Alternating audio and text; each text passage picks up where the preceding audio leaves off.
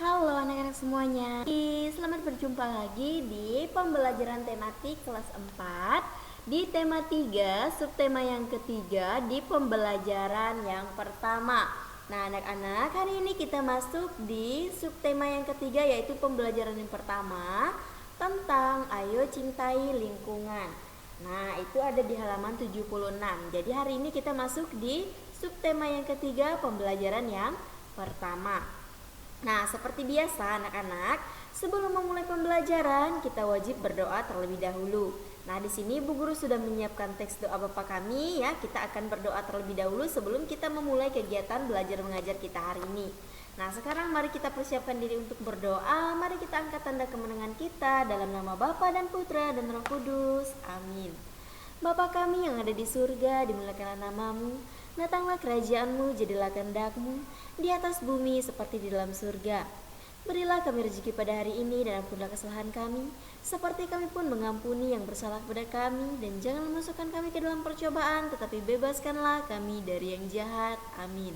Dalam nama Bapa dan Putra dan Roh Kudus. Amin. Oke anak-anak, langsung saja kita akan lihat materi yang akan kita pelajari hari ini. Nah, materi yang pertama kita akan belajar tentang laporan hasil wawancara. Kemudian yang kedua kita akan belajar tentang pemanfaatan sumber daya alam hayati. Dan yang ketiga adalah upaya menjaga kelestarian lingkungan hidup. Nah, jadi ini adalah materi-materi yang akan kita bahas ya, atau yang akan kita pelajari di pembelajaran pertama di subtema 3, tema 3. Nah, anak-anak, buka buku LKS kalian halaman 76, itu adalah pembelajaran bahasa Indonesia, yaitu tentang laporan hasil wawancara. Nah, unsur penting dalam wawancara itu adalah orang yang mewawancarai atau pewawancara. Jadi orang yang memberikan pertanyaan, dan orang yang diwawancarai itu adalah narasumber atau orang yang memberikan informasi atau orang yang menjawab pertanyaan yang diberikan oleh pewawancara tadi. Nah, setelah kegiatan wawancara selesai dilakukan, hal terakhir yang paling akhir dalam proses wawancara atau kegiatan wawancara itu adalah menyusun laporan. Jadi, laporan ini adalah hasil dari kegiatan wawancara yang kita lakukan dengan narasumber. Ya, jadi kegiatan akhirnya itu adalah kita menyusun sebuah laporan dari kegiatan wawancara yang sudah kita lakukan bersama dengan narasumber tadi.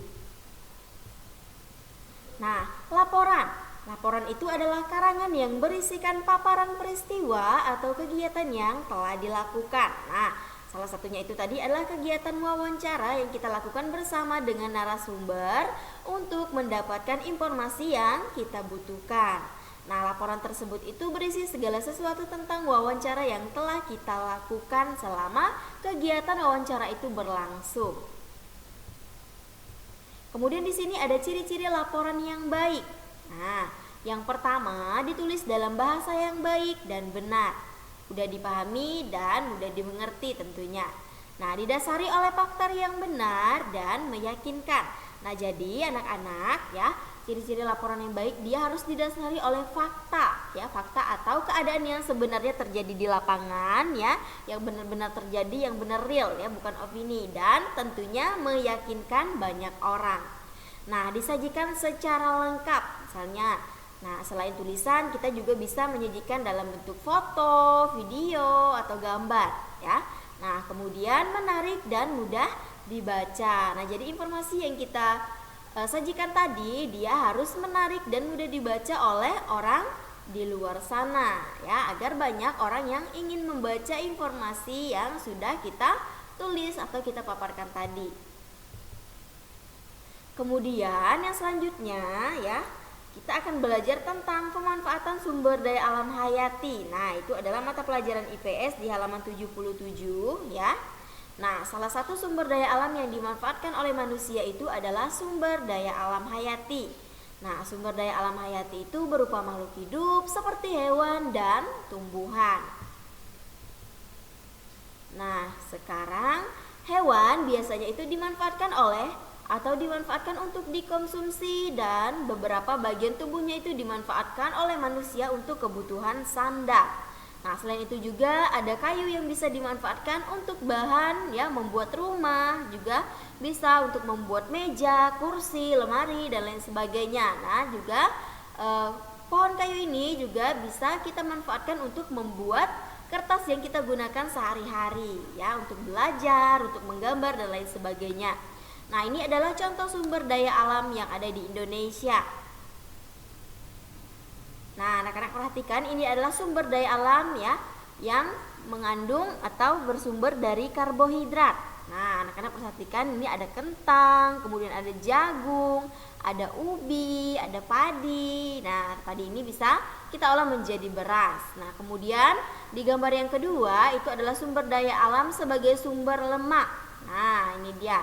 Nah, kemudian yang ketiga, sumber daya alam sebagai sumber protein, dan yang keempat itu adalah buah-buahan dan sayur-sayuran itu sebagai sumber dari vitamin. Nah, anak-anak, ini adalah beberapa contoh sumber daya alam yang ada di Indonesia ya, yang dikonsumsi oleh makhluk hidup seperti kita manusia ya, untuk memenuhi kebutuhan hidup kita sehari-hari. Nah, kemudian contoh sumber daya alam hayati. Di sini ada hewan dan tumbuhan. Nah, hewan itu misalnya di sini adalah sapi ya.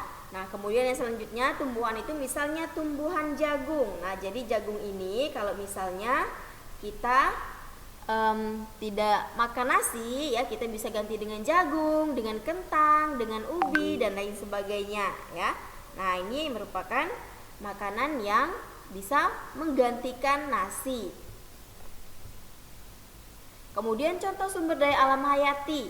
Nah, yang selanjutnya, nah ini adalah contoh sumber daya alam hayati yang untuk dikonsumsi oleh manusia. Nah, contoh pada gambar yang pertama itu ada ayam, kemudian gambar kedua sapi, gambar ketiga bebek, dan gambar yang keempat itu adalah kambing ya. Nah, perhatikan baik-baik. Nah, di gambar yang pertama ya, di sini yang kita konsumsi itu ya, pada gambar ayam kita bisa mengkonsumsi telurnya, kemudian juga daging dari ayam tersebut ya. Nah, kemudian di bagian kedua, gambar yang kedua itu adalah kita bisa mengkonsumsi daging sapi, kemudian juga susu dari sapi tersebut. Nah, itu adalah bagian-bagian tubuh hewan yang bisa kita konsumsi.